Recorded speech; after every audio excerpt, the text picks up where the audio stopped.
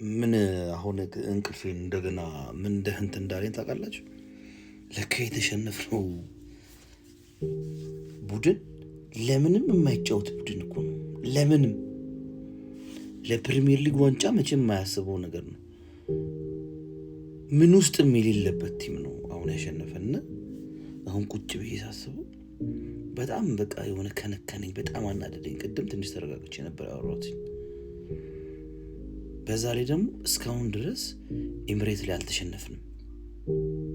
በዚህ ቡድን ኤምሬት ላይ መሸነፋችን በጣም ያናደኛል። ለምንም ኤፍኤ ካፕ የለበት፣ ካርሊንግ ካፕ የለበት፣ ሻምፒዮንስ ሊግ የለበት። በሳምንት አንዴ ነው የሚጫወተው። ለተሳትፎ ነው እኮ የተጫወተ ያለው። በጣም ያናዳል። ለማንኛውም በአርቴታ መግለጫ ሰጥቷል። እንደ መነሳሻ እናየውና ከዚህ በኋላ ሰዓት ቆርሰን እንመጣለን ብለዋል። ማክሰኞ ሮብ ሻምፒዮንስ ሊግ አለ።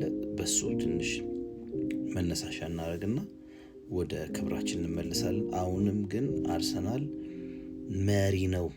እናንተ ዛሬ የምትጨፍሩት እያላችሁ ያላችሁት ከአርሰናል ስቲል አሸንፋችሁ በ12 ነጥብ ሩቅ ናችሁ። በ12 ነጥብ እስቲ ሳምንት ከፍለው አምናችሁ እስቲ ቀጥሉበት፣ እናያቸዋለን።